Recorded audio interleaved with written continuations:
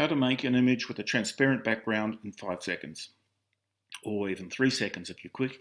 But I'm going to take a bit longer to show you how it's done initially and give you a bit of background information later on in the video if you want to keep watching. Now, the first thing to do is you need to open up your image and select your subject matter. I have an image here that I'm going to use as a green go button on my website, and it's one of those situations, one of those rare situations where I have a plain background of one tone, one color, and a high contrast edge.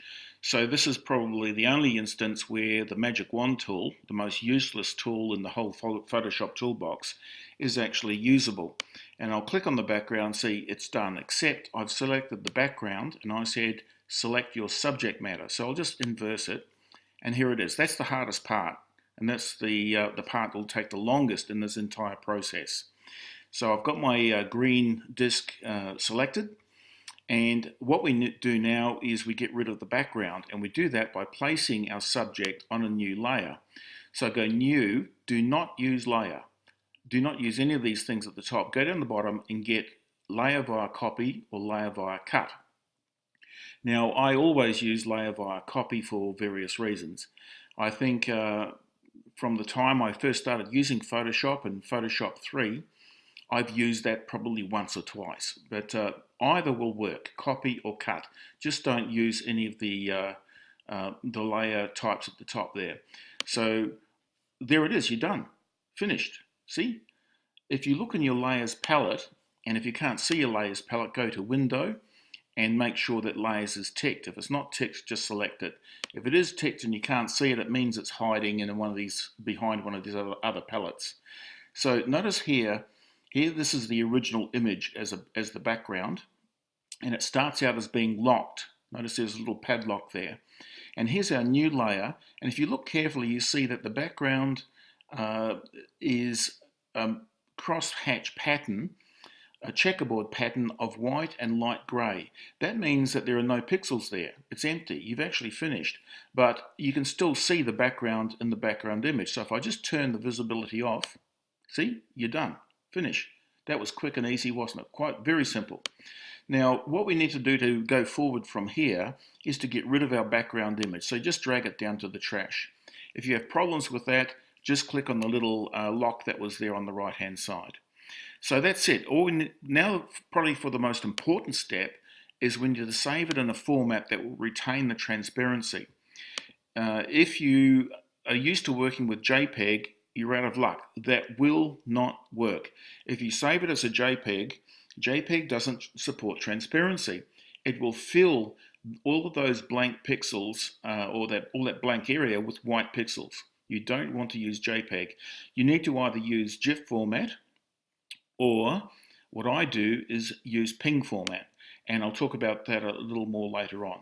And just notice the alert notices here. Ignore those, but I'll talk about those later. Hit save, and make sure you select none and none.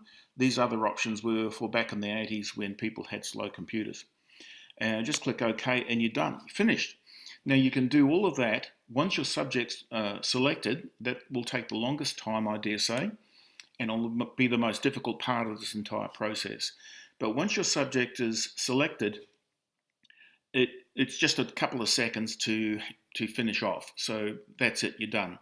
So if that's all you wanted to know, you go off and have a cup of coffee, and I'll continue showing how to save this file if there are multiple layers.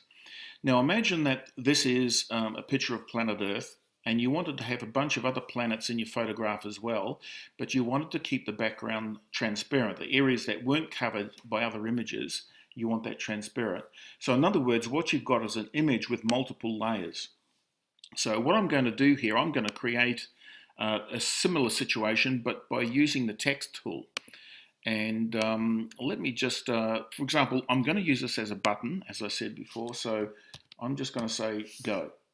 Okay, so this button is going to say go when it's all done. Let's make that a bit bigger. Okay, so notice over here in the layers palette, we now have multiple layers. Now you can't save this image as a GIF or a PNG with multiple layers. It doesn't work.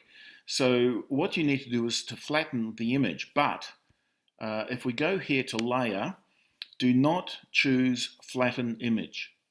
That will once again fill up all of those transparent pixels with one of the colors, either foreground or background color, or just white. You need to choose merge down or merge visible. I'll just choose merge down. Notice in the layers palette now, we've only got a single layer. We can now save it as a GIF or a PNG file. Now, remember before there were those little alerts when I was saving it. Let's just go save as again, and let's go to PNG. This just means that this started out as a JPEG file, and you need to save it as a copy, as it says here. There's nothing wrong with that. You go ahead and do it. It's just that if you go to now close this image, it'll say, do you want to save the image? Well, that can be a little bit confusing, but it's only because you've saved it as a copy, as a GIF or as a PNG, but you're still left with your JPEG image or your TIFF image or whatever image format you started out with. So it's quite safe to go ahead and just close it off without saving. So there you go. It's very simple. You don't need to use multiple layers. You don't need to use blending modes and all that sort of garbage that people put you through in order to make them appear smart and you appear dumb. It's very, very simple. Put your subject on a new layer, delete the background layer, and you're ready to go. That's it. Thanks for watching.